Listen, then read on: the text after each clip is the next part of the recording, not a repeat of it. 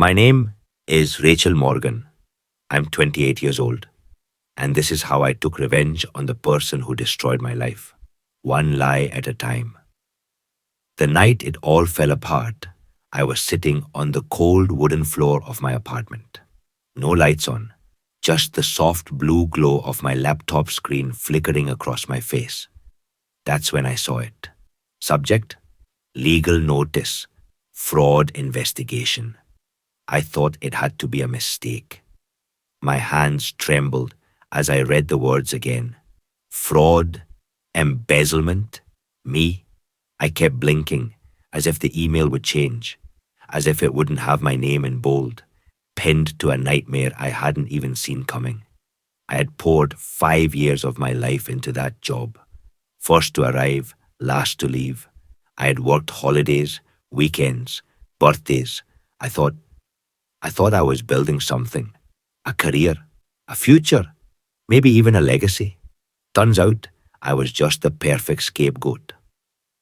The next day, HR called me into a glass room with no corners to hide in. Two men I'd never seen before were waiting for me. One slid a folder across the table like I was a criminal. Another said words I couldn't hear. My heartbeat was too loud. My mouth went dry. Then came the walk of shame, escorted out of the office like some thief. My coworkers avoided eye contact. Some whispered. One girl I mentored actually looked scared of me. I couldn't speak, couldn't breathe. All I could hear was his voice in my head. Trust me, Rach, I'll take care of it. Those were the last words he said before everything collapsed. His name was Daniel. He was my boyfriend, my best friend, my everything, and apparently my betrayer. He looked me dead in the eyes, and said everything was fine. That whatever little accounting issue had come up, he'd clean it up. That he'd already spoken to the auditors. That it was just a mix-up. I didn't think twice. I trusted him, because love makes you blind, and trust makes you stupid. I went home that night thinking it would all blow over. It didn't. By the end of the week, I had no job. My parents, both accountants, refused to speak to me. My friends stopped inviting me to things. And Daniel disappeared. No texts, no calls, nothing. Just vanished. I sat in that dark apartment for hours, replaying it all over and over. How I ignored the red flags. How I signed the forms he asked me to. How I covered for him because I thought we were in this together. I was humiliated, abandoned, ruined. And the worst part? I still loved the man who ruined me, but love wasn't going to save me. No. That night, something shifted. I stopped crying, and I started planning. Because if Daniel thought he could destroy me and walk away untouched, he clearly didn't know me at all. I grew up in a small town in Ohio, the kind of place where everyone knows your name and gossip travels faster than fire. I was the quiet one, shy, always in the back row with my nose in a book. While other kids were at parties or football games, I was helping my mom grade papers or sitting in my dad's garage, handing him wrenches as he fixed up beat-up trucks. My parents were simple people, a school teacher and a mechanic. They didn't care about flashy things.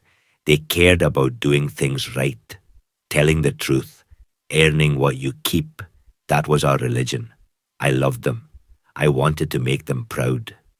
So when I got a full ride to a business school in Chicago, I packed my life into 2 duffel bags and left everything behind at 22. That city was loud, fast, ruthless, and I fell in love with it. I started working at a rising tech firm straight out of college. It was intense, long nights, impossible deadlines, 100 people all trying to claw their way up. But I was good, focused, willing to outwork anyone. I wasn't flashy, but I was sharp. and they noticed. By 25, I was a senior strategist, and that's when he noticed me. Brandon Hale. He was a VP, older, confident, always surrounded by people laughing too hard at his jokes. He had that aura about him, like he'd been born into money and power and wore both like a custom tailored suit.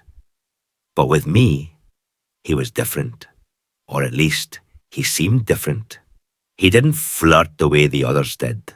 He asked about my ideas, took time to actually listen when I talked about a project. He made me feel seen, important, like I wasn't just some junior trying to prove herself, but someone who actually mattered. I remember the first time he touched my hand, lightly, in the break room, during some stupid joke. It shouldn't have meant anything, but I felt it for days. We kept it quiet at first. Office romances weren't exactly encouraged, especially ones like ours, where he had power and I didn't. A coworker pulled me aside once. I'll never forget her words. "Don't trust office romances," she said, "especially not with the ones who run things. They don't play by the same rules." I laughed it off, because Brandon wasn't like that. 10 months in, we moved in together. A high-rise downtown with a view of the lake. He cooked breakfast on Sundays, took me to jazz bars on Tuesdays. We talked about getting a dog, a future, marriage. I was in it, all the way. And I was rising at work too. Brandon helped me land my first client presentation with one of our biggest accounts. He introduced me to people I never thought I'd even shake hands with. He said he was proud of me, and I believed him. But then, somewhere along the line, things started to shift. Subtly at first. Brandon began passing documents to me, contracts, proposals, budget adjustments, and saying things like, "Hey babe, just sign this real quick. We need to push it through faster, and legal swamped." I didn't think twice. I trusted him.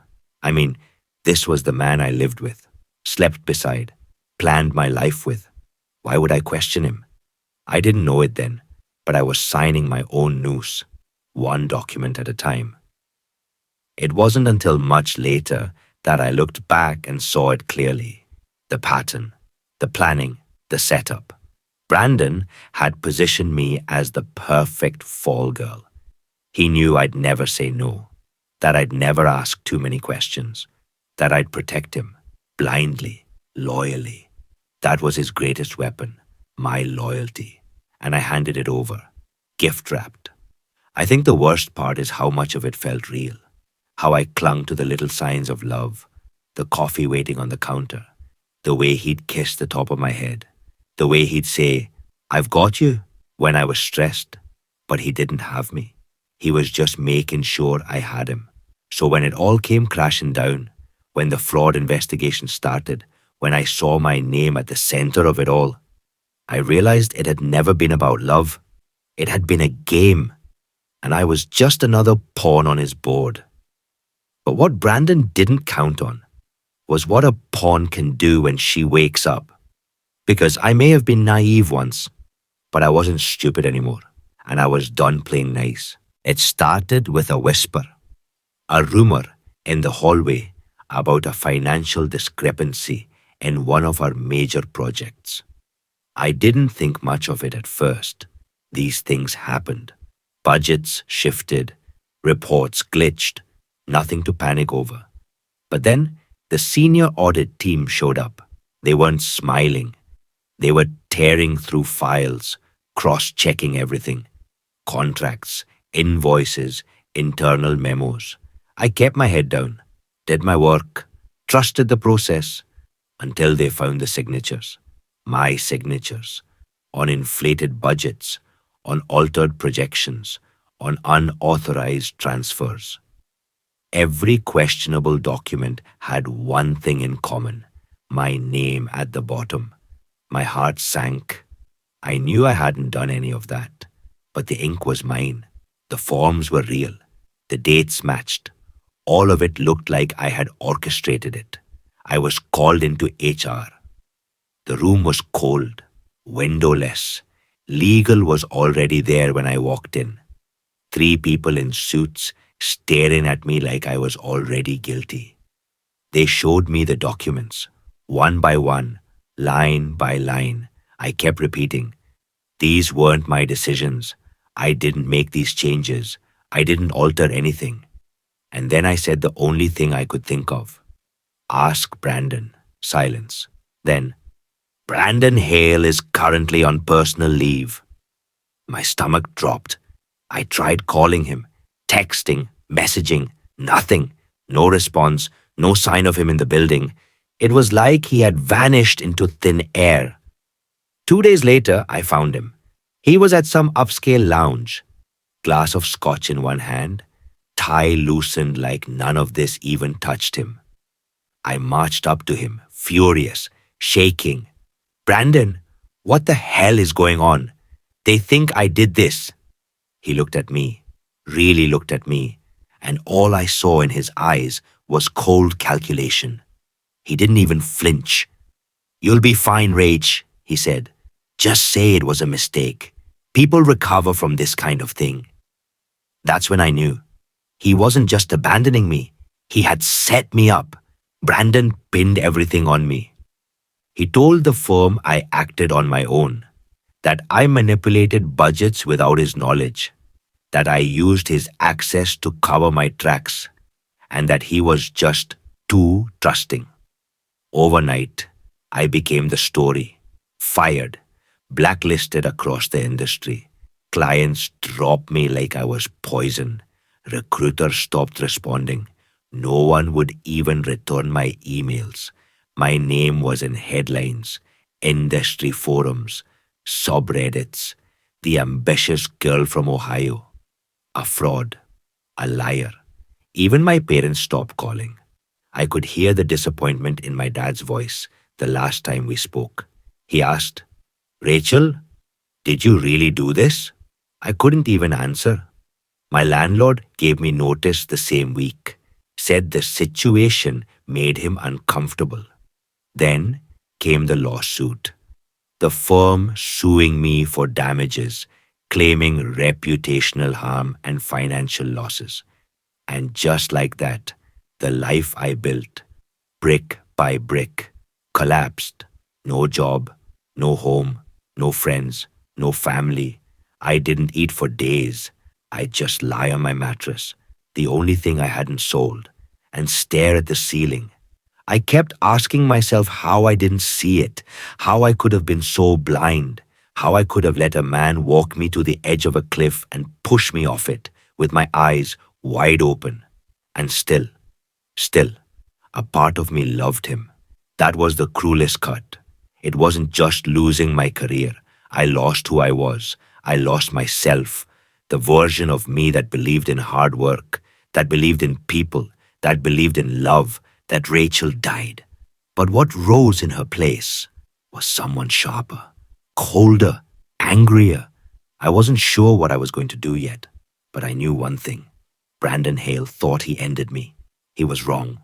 The weeks that followed were a blur of silence and shame. I stopped answering the phone. I stopped opening the blinds. I lived off cereal and tap water. The walls of my apartment felt like they were shrinking in around me, inch by inch, day by day. I would lie on the floor in sweatpants I hadn't washed in weeks and stare at the ceiling until the sun disappeared again. Some days I didn't even move, just existed, barely. The shame was unbearable. Not just the headlines, or the emails that never came, or the empty voicemails from recruiters pretending to be polite. It was internal, a rotting kind of shame, the kind that made you question your own mind. Had I really believed in him that much? Had I been that naive?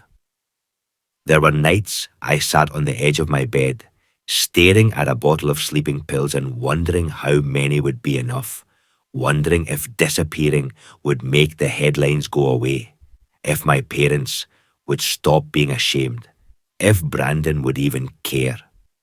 But I didn't do it, not because I had hope, because I didn't want him to win. And then something changed. It was a Wednesday night.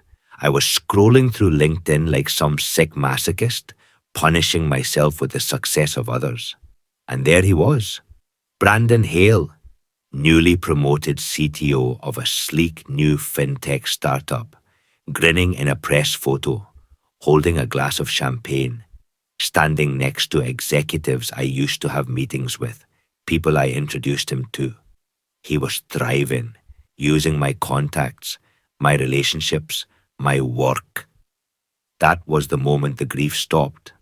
Not because I healed, but because something else bloomed inside me. Rage, not a burst, not a scream, a slow, focused burn. It was the first time in months I sat up straight. The first time I opened my laptop with purpose. I started digging. Not like a victim, like a woman who was going to take her life back. I didn't announce anything. I didn't call anyone with threats. I just started watching. I revisited old emails, scanned through contracts, pulled anything I could from my backup drives, screenshots, notes, PDFs, even calendar invites. Brandon had cleaned house well. I'll give him that. Most digital trails were scrubbed, but he wasn't perfect. So I started reaching out, carefully. Old coworkers, junior analysts, assistants. I kept it light. Just a, how are things? Or, hey, saw the news about the new company. Congrats. Some ignored me. Some sent one-word replies. But one C answered. Nina Mendoza. She was a former financial analyst. Smart, quiet, sharp-eyed. We'd worked closely once. Then she disappeared from the company a few months before everything went down. I messaged her. Just 3 words. Did he do it? Her response came within minutes. Let's talk. We met at a coffee shop on the outskirts of the city. I barely recognized her. Hair shorter, eyes a little darker. Like me, she'd been changed. She didn't sugarcoat it. Brandon had used me, intentionally. He's done it before, she said. Not this bad, but yeah. He skirts lines, finds people he can manipulate. Women, mostly. Women who work hard and trust easily. She had pushed back on one of his budget reports, flagged a discrepancy, and within 2 weeks, she was restructured out. He was careful, polished, always with a smile, but he was ruthless. By the end of our coffee, we had the beginnings of a plan.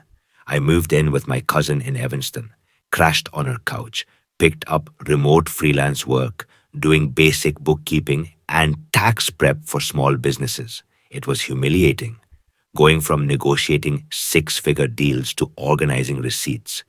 But it paid for ramen and internet, and it gave me time. I spent hours each night studying, not motivational quotes, law, corporate fraud, whistleblower lawsuits, SEC investigations, civil versus criminal liability. I read case law like bedtime stories. I wanted to understand how predators like Brandon operated and how they fell. I started journaling every memory, every moment. I pieced together the puzzle of my own downfall until the shape of his manipulation became clear. I reached out, anonymously, to a whistleblower attorney, a woman named Callahan. She listened, asked careful questions, and confirmed what I'd feared but needed to hear. You have something here, not just morally, legally. Brandon's new company was already playing fast and loose with numbers, inflating investor funding, misrepresenting revenue. It wasn't just shady, it was criminal. But even then, it wasn't enough for me. I didn't just want him investigated. I didn't want a quiet takedown. I wanted him to feel everything I had felt. I wanted people to whisper when he entered a room. I wanted him to sit at the edge of his bed, wondering who he was without his career. I wanted him to see his name trending, not for success, but for shame. I wanted his mask ripped off, publicly, permanently. And I knew the only way to do that was to play the long game.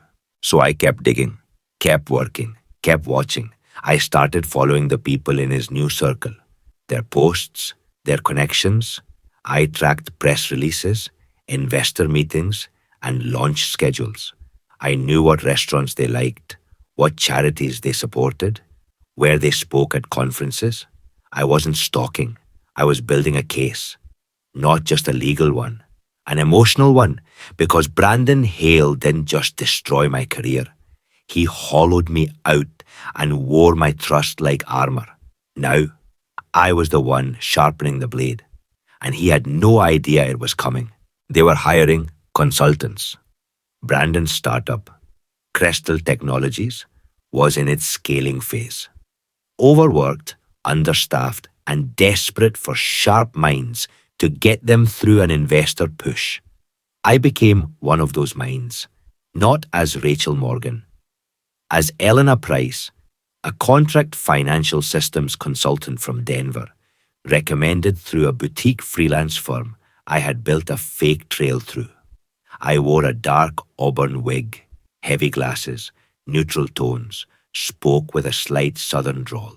I practiced for weeks. I even got a fake LinkedIn setup with vague but credible credentials.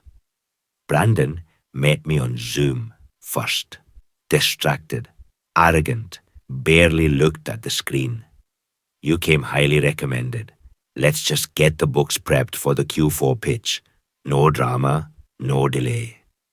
He didn't recognize me, not even a flicker. That hurt more than I expected, but it also gave me power.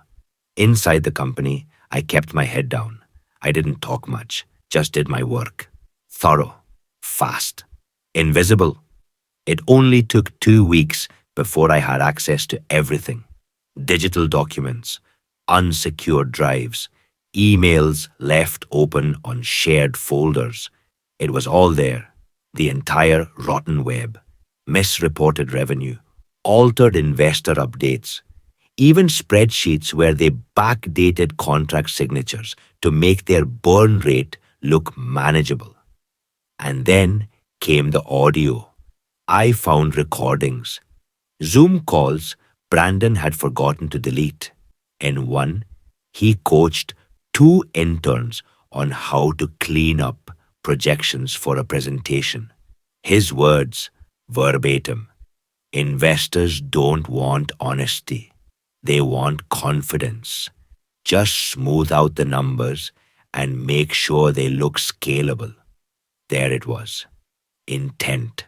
Every shred of evidence I needed was sitting in that digital vault, wrapped in arrogance and laziness. I collected it all, quietly, systematically.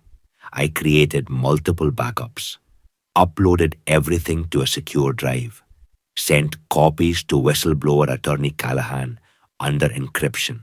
I even printed physical copies and sealed them in an envelope, just in case anything went wrong. And then I waited. Brandon's company had scheduled a big investor event at the Hyatt downtown, a press conference to announce a major Series B funding round. Cameras, tech journalists, venture capitalists, the works. I was there, not inside, across the street, in a small cafe by the window, latte in one hand, burner phone in the other. I watched through the glass as Brandon walked onto the stage, that same smug smile plastered across his face. He adjusted the mic, cracked a joke, charmed the audience. He had no idea his life was about to explode. 10:58 a.m. I hit send. Emails went out to 3 national tech publications, the SEC's anonymous whistleblower line, and Brandon's lead investor at Argus Ventures. The subject line was simple: urgent, fraud evidence, Crystal Technologies, plus Brandon Hale. Attachments included dozens of internal documents, manipulated financials, and a 2-minute audio clip of Brandon instructing interns on how to commit fraud. The leak was coordinated with one of the journalists, a woman named Dana from Tech Pulse, who promised me a live question during the event. 11:02 a.m. Brandon was mid-pitch. Slides behind him showed exponential growth curves that I now knew were fiction. Dana raised her hand. Calm, professional. Mr. Hale, she said, voice cutting through the room. Do you have any comment on the fraud allegations released moments ago? Specifically, the audio of you coaching employees to manipulate financial statements? Brandon froze. Blink, swallow, stutter. He looked to his assistant, to the PR rep, to the crowd, where murmurs were rising like a wave. The silence stretched. Someone yelled, Is it true? Another voice, Is the funding real or cooked? Phones buzzed. Cameras zoomed in. Reporters stood up. He tried to answer. Something about an internal review, but his voice cracked halfway through. He looked small on that stage, panicked, cornered, exactly like I had felt. The clip began playing on phones around the room. My voice wasn't in it, just his. Smooth out the numbers and make sure they look scalable. And just like that, the house of cards fell. I watched it all from the cafe, breath held, hands trembling around the coffee cup. People online were already talking, tweeting, sharing screenshots. The headline hit within minutes. Breaking. Crestal Tech's Brandon Hale accused of multi-million-dollar fraud. It went viral in under an hour. His investors began releasing statements. The SEC confirmed it was opening a formal inquiry. His team scrambled, but the story was already wildfire.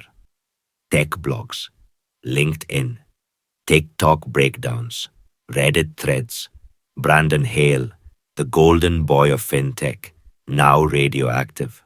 I sat there, watching him burn, and I cried, not from sadness, from relief. It was done. The silence, the helplessness, the shame, it was gone. For the first time in a year, the weight on my chest lifted. He didn't just lose his company. He lost control of the story, the same way I did, once. Only now, the world was watching him fall. And I wasn't broken anymore. I was whole. Not because I rebuilt what he took, but because I took everything back. Brandon stepped down 3 days after the leak. Not because he wanted to, but because he had no choice. The board released a statement full of legal jargon and polished distance. But everyone knew the truth. He was toxic now, untouchable. The SEC investigation gained traction. Investors pulled out. Contracts vanished. Former employees began speaking up. One intern released a transcript of Brandon offering him a promotion if he kept things quiet. Another revealed she'd flagged discrepancies months earlier and was fired the next day. It wasn't just a bad press cycle. It was a reckoning. And for the first time in a year, I wasn't the one on trial. I was subpoenaed, yes, but not as a defendant, as a witness. I stood in a federal building in a clean blazer and clear eyes and told the truth. I gave them everything I had. Documents, emails, context. I didn't cry. I didn't shake. I was cleared of all charges, formally, publicly. And as if that validation had somehow rippled through the universe, the messages started pouring in. Women, dozens of them, some I'd worked with, some I'd never met. One ran her own startup and asked if I wanted to consult. Said, "We need women like you, women who've been through fire and came out thinking sharper." I thanked her, but I didn't say yes. Not yet. Because for the first time in forever, I didn't feel the need to prove myself to anyone. I went home instead. Back to Ohio. The house looked smaller than I remembered. My dad's hair had thinned. The garage still smelled like oil and coffee. He didn't say much when I walked in, just pulled me into a long, quiet hug. We spent the days fixing things: the truck's transmission, the front steps, a broken cabinet hinge. We didn't talk about the scandal, or Brandon, or the lawsuit. We just existed, side by side. Me and the man who taught me about truth and grit and getting back up when life knocks you flat. I paid off my debts slowly, cleaned up my credit, watched my name vanish from search results, one update at a time. I started journaling again, took walks, cooked meals that didn't come from a microwave. I learned how to breathe without flinching. And then I created something new, a podcast. It was called Used and Undone. The premise was simple. I interviewed women who had been scapegoated, betrayed, erased, and gave them space to be heard. No fixing, no editing, just truth. One episode at a time, I found pieces of myself in their voices. A lawyer pushed out after reporting harassment. A startup founder discredited after her co-founder stole IP. A mother accused of lying about her child's abuse. These women weren't victims. They were survivors. And slowly, so was I. People started listening, subscribing, reaching out. One woman sent me a message that read, "Your story made me feel like I wasn't crazy. Thank you." I sat in my old bedroom reading that line over and over, tears running silently down my face. Because that's what it had all been about. Not just justice, not just revenge, reclamation, taking back my story, my voice, my life. Brandon Hale may never face prison time. He may reinvent himself with some rebrand a year from now. But he no longer owns me, and that's enough. I don't know what comes next. Maybe I'll consult again. Maybe I'll write a book. Maybe I'll move to a coast and start over from scratch. But I do know this. I'm not who I was before all this. I'm better, stronger, clearer, quieter in all the right ways. My voice doesn't shake anymore. And if I ever meet another woman who's been used, scapegoated, or broken, I'll look her in the eye and say, let it hurt, then let it build you. Because I didn't get revenge to destroy him. I got revenge to rebuild myself without him in the way. Rachel sits in front of the mic, a soft glow around her. No fancy set, no filters, just her. Clear, steady, real. She looks into the camera with calm, unwavering eyes. If you've ever trusted someone so deeply that it blinded you, I want you to know you're not weak, you're human, and humans can heal. Her voice is strong now, grounded, not cold, but centered. She's no longer telling the story from a place of pain. She's owning it. They'll call you naive, gullible, overly emotional. Let them. You don't need their permission to come back stronger. You just need you. She pauses. Her eyes soften. I don't regret trusting him. I regret forgetting to trust myself. A breath, gentle, releasing the last weight she once carried. Because my pain became my power. And now, no one gets to write my story, except me. She offers a faint, knowing smile, not for the audience. For herself, then, without another word, she stands. She walks out of the frame slowly. No music, no dramatic cut, just the quiet sound of her footsteps fading. The screen holds still for a beat. Just the empty chair, the microphone, and the glow. Then, a single line types out across the screen, letter by letter, in silence. Don't wait for closure. Become it.